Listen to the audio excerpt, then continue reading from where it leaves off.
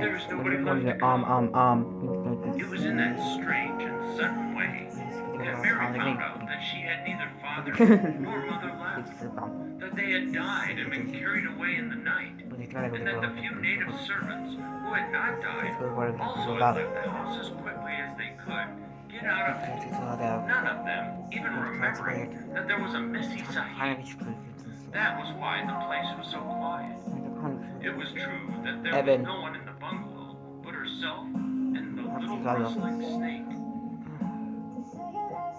Chapter 2. Mistress Mary Quite Contrary. Mary had liked to look at her mother from a distance, and she had thought her very pretty. But as she knew very little of her, she could scarcely have been expected to love her or to miss her very much when she was gone. She did not miss her at all, in fact, and as she was a self-absorbed child, she gave her entire thought to herself, as she had always done. If she had been older, she would no doubt have been very anxious at being left alone in the world. But she was very young, and as she had always been taken care of, she supposed she always would be.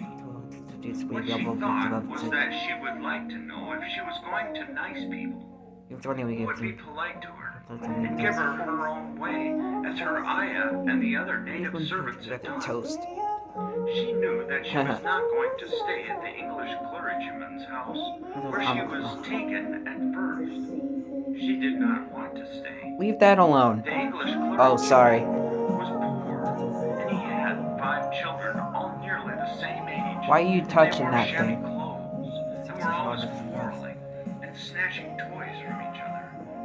Mary hated their untidy bungalow, and was so disagreeable to them that after the first day or two, nobody would play with her. By the second day, they had given her a nickname which made her furious. It was Basil who thought of it first. Basil was a little boy with an impudent blue eyes and a turned-up nose, and Mary hated him. She was playing by herself under a tree, just as she had been playing the day the cholera had broke out. She was making heaps of earth and paths for a garden, and Basil came and stood near to watch her. Presently, he got rather interested, and suddenly made a suggestion. "Why don't you put a heap of stones there and pretend it is a rockery?" he said. "There in the middle." And he leaned over her to point. "Go away!" cried Mary. "I don't want boys. Go away!" For a moment, Basil looked angry, and then he began to tease. He was always teasing his sisters. He danced around and round her, and made faces and sang and laughed. "Mistress Mary, quite contrary, how did your garden grow? With silver bells and cockle shells and marigolds all in a row." He sang it until the other children heard and laughed too. And the crosser Mary got, the more they sang, "Mistress Mary, quite contrary."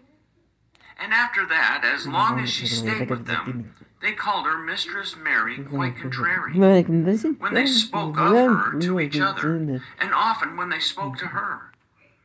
"You are going to be sent home," Basil said to her, "at the end of the week, and we're glad of it." "I am glad of it too," answered Mary. "Where is home?" "She doesn't know where her home is," said Basil, with 7-year-old scorn. "It's England, of course.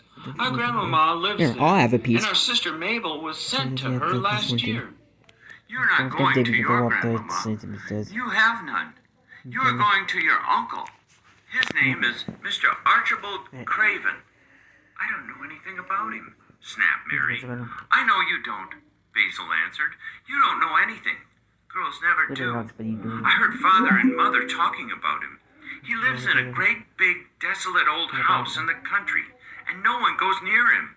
He's so cross he won't let them, and they wouldn't come if he would let them. He's a hunchback and he's horrid." "I don't believe you," said Mary, and she turned her back and stuck her finger in her ears because she would not listen any more. but she thought over it a great deal afterwards. And when Mrs. Crawford told her that night that she was going to sail away to England in a few days and going to her uncle, Mr. Archibald Craven, who lived at Misselthwaite Manor, she looked so stony and stubbornly uninterested that they did not know what to think about her. They tried to be kind to her, but she only turned her face away when Mrs. Crawford attempted to kiss her, and held herself stiffly when Mr. Crawford patted her shoulder. That's good. She is such a plain child, Mrs. Crawford said pityingly afterward, and her mother was such a pretty creature. She had a very pretty manner, too, and Mary has the most unattractive ways I ever saw in a child. The children called her Mistress Mary quite contrary, and though it's naughty of them, one can't help understanding it. Perhaps if her mother had carried her pretty face and her pretty manners off her into the nursery, Mary might have learned some pretty ways too. It is very sad, now the poor beautiful thing is gone, to remember that many people never even knew that she had a child at all. I believe she scarcely ever looked at her, sighed Mrs. Crawford. If I was dead, there was no one to give her thoughts to think of the servants running away and leaving her all alone in that deserted bungalow.